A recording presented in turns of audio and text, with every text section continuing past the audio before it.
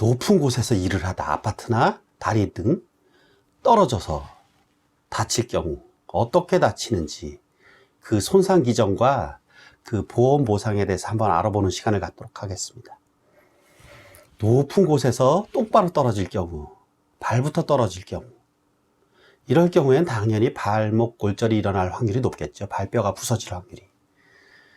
당연히 머리부터 떨어지거나 이렇게 똑바로 누운 상태로 떨어질 경우에, 이런 경우에는 뇌출혈이라 아니면 척추뼈 전체 내장 파열 등이 일어나서 사망할 확률이 상당히 높습니다. 오늘 알아보는 사례는 똑바로 떨어졌을 경우, 발부터. 이럴 경우에 발 골절이 일어날 경우 어떻게 보상이 이루어지는지 한번 알아보겠습니다. 발부터 떨어졌을 경우에는 반드시 살펴봐야 하는 부위가 있는데요.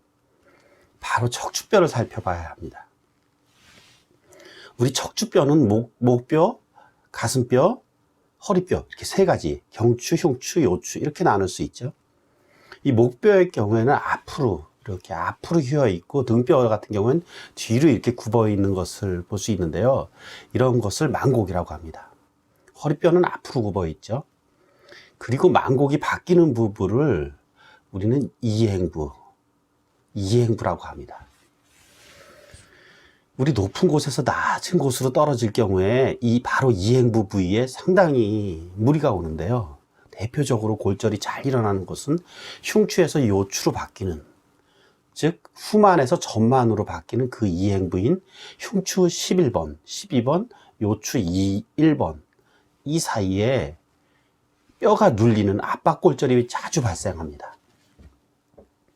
이 압박골절이 발생하게 되면 당연히 일상생활을 하는데 상당히 지장을 받겠죠. 허리뼈나 등뼈, 이 척추는 우리 몸을 지탱해주는 핵심이며, 그 뒤로는 뇌에서부터 쭉 내려오는 척수신경, 중추신경인 척수신경이 지나갑니다. 자칫 잘못하면 이 척수신경이 다치게 되면은 몸의 하반신마비나 전신마비 등의 신경마비 증상도 올 수 있습니다. 그럼 척추뼈가 지금 눌린다고 했는데요. 이 부분이 자주 다친다고 했는데요. 이 만곡이 바뀌는 높은 곳에서 낮은 곳으로 떨어질 경우 이 부분이 눌리게 되는데, 이를 바로 압박골절이라고 하는데, 이 압박골절이 발생하게 되면 가볍다면 수술을 하지 않을 수도 있지만 심한 경우에는 수술할 경우도 나옵니다. 수술은 크게 척추 유압술 수술이라고 해서 뼈를 묶는 수술이 있습니다. 다친 뼈를 기준으로 아래 위 쭉 2개에서 3개, 4개까지 심하면 5개 묶을 수도 있고, 이렇게 묶는 것을 척추 유압수술이라고 하고, 유압수술 중에서 척추 뒤를 묶어주는 것, 이걸 척추 후방 고정 수술이라고 합니다. 그리고 시술이라고 불리는 것으로 척추 눌린 부위를 원상 회복시켜주기 위해서 그 부분에 시멘트를 보충해주는 수술이 있는데, 이를 바로 시멘트 삽입 수술이라고 합니다. 이러한 척추 압박골절이 발생했을 경우에 우리 보험 보상 어떻게 될 것인가? 척추 압박골절은 크게 운동장애와 기형장애로 평가할 수 있는데요. 예전에는 척추에 우리 생명보험약관에서는 척추의 운동 각도를 측정하는 평가 방식도 있었습니다. 하지만 요즘에는 이런 평가 방식은 잘 취하지 않고요. 척추 골절, 아까 높은 곳에서 낮은 곳으로 떨어지는 경우는 산재사고가 대부분이겠죠. 그리고 교통사고 경우에도 이 부위에 압박골절이 발생할 수 있는데, 우리 교통사고 같은 경우에는 가해자가 있는 손해배상 책임방입니다. 이런 손해배상 책임 사고에서는 대부분 우리 맥브라이드 방식이라고 하여 우리 압박률을 가지고 척추뼈의 장애를 평가합니다. 압박률이 낮을 경우에는 한시장애로 주로 평가하는데요.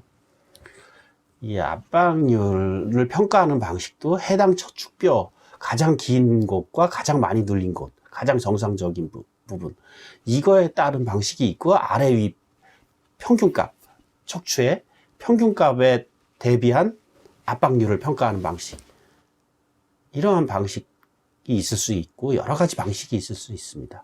압박되는 자체도 똑바로 압박되는 경우도 있지만은 그렇지 않은 경우가 더 많습니다. 따라서 평가 방식에 따라서 차이가 있을 수 있습니다. 그리고 일반 상해보험에서는 압박률을 우리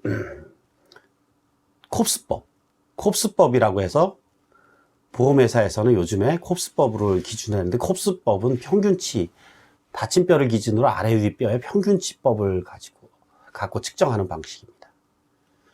이 평균치에 따라서 우리 각도를 측정해서 뼈가 휜 각도를 측정하는 거를 우리 기형 장애에서는 휜 각도를 측정하게 되는데, 이 콥스법으로 측정하느냐 아니면 다른 방식으로 측정하느냐에 따라서 각도의 차이가 있을 수 있기 때문에 실무상 다툼이 있을 수 있습니다.